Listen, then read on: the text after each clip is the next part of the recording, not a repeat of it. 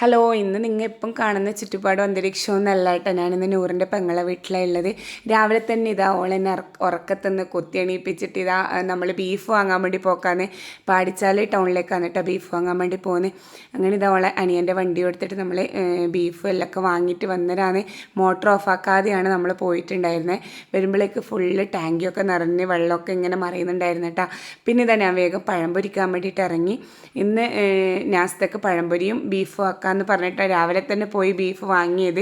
പിന്നെ ഇതാ മക്കളൊക്കെ ഇടുന്ന് കളിയാണ് കേട്ടോ. ഇവർ ഇതിന് വേണ്ടിയിട്ടാണ് ലീവ് കിട്ടുമ്പോൾ ഇങ്ങോട്ടേക്ക് ഓടി വരുന്നത്.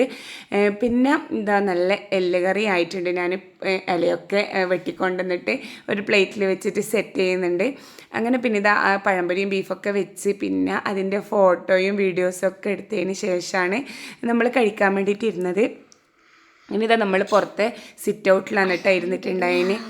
എല്ലാവരും കൂടിയിട്ട് ഇരുന്നിട്ട് അങ്ങനെ പഴംപൊരിയും ബീഫും കഴിക്കലാന്ന്.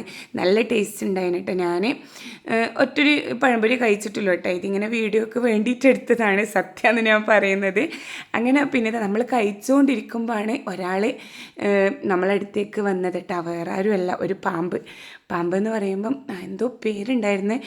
വിഷമില്ല പാമ്പാണ്. പിന്നെ അപ്പുറത്തുനിന്ന് അവരൊക്കെ വന്ന് നോക്കി. പിന്നെ അതിനെ കണ്ടിട്ടില്ല കേട്ടോ. അങ്ങനെ ഇതാ നമ്മുടെ ഇവിടുത്തെ ഹിറ്റ്ലർ മാധവൻകുട്ടി കേട്ടോ. അങ്ങനെ പറയുന്നത് വെച്ചാൽ ഇവിടെ എല്ലാ പെൺകുട്ടികളാണ്. അതിൻ്റെ ഇടയ്ക്ക് ഇവൻ ഒറ്റ ആൺകുട്ടി മാത്രമേ ഉണ്ടായിട്ടുള്ളൂ. പിന്നെ ഇത് ഉച്ചക്കേക്കുള്ള മീൻകറിയും ബീട്രൂട്ട് തോരനും മീൻ പൊരിച്ചതും പിന്നെ തലച്ചോറുണ്ടായിന്. അതുപോലെ ഫ്രൈ ആക്കി അതവിടെ എല്ലാം ആക്കി വെച്ചതിന് ശേഷം നമ്മൾ മെയിൻ ഉദ്ദേശിച്ചിട്ട് വന്ന സ്ഥലത്തേക്ക് പോക്കാണ് കേട്ടോ, പുഴയിലേക്ക്. അപ്പം പുഴയിൽ ഒരു സൈഡ് ഭയങ്കര ഒഴുക്കും വെള്ളമൊക്കെയാണ്. അപ്പം അപ്പുറത്തെ സൈഡിലോട്ട് നമ്മൾ പോയിട്ടില്ല. ഇപ്പുറത്ത് കുറച്ച് വെള്ളമുള്ളടുത്താണ് കേട്ടോ മക്കളൊക്കെ കൂടി കുളിക്കുകയും ഇതാക്കുകയൊക്കെ ചെയ്തിട്ടുണ്ടായി. അങ്ങനെ അതൊക്കെ കഴിഞ്ഞ് നമ്മൾ വീട്ടിലെത്തിയതിന് ശേഷം ഇതാ മക്കൾസിനൊക്കെ ചോറ് കൊടുത്ത് അതിന് ശേഷം നമ്മൾ പിന്നെയും സിറ്റ് ഔട്ടിലേക്ക് തന്നെ പോയിട്ട് ഇരുന്നിട്ട് ഇതാ ചോറ് കഴിക്കലാന്ന്.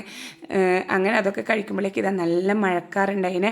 അങ്ങനെ ഇവർ പിള്ളേർ കടയിലൊക്കെ പോയി നെല്ലിക്കയും പിന്നെ എന്തൊക്കെയോ സാധനങ്ങളൊക്കെ വാങ്ങിക്കൊണ്ടെന്ന് അതൊക്കെ പുറത്തിരുന്ന് കഴിക്കുമ്പോഴാണ് നമ്മൾ ഇന്ന് നമുക്ക് പോയാലോ എന്ന് ചോദിച്ചത്. അങ്ങനെ വിചാരിക്കാതെയാണ് 6:45 കോട്ടയം ബസ്സിന് നമ്മൾ വീട്ടിലോട്ട് പോകുന്നത്. അപ്പോൾ ഓളും മക്കളും എല്ലാവരും ഉണ്ട്.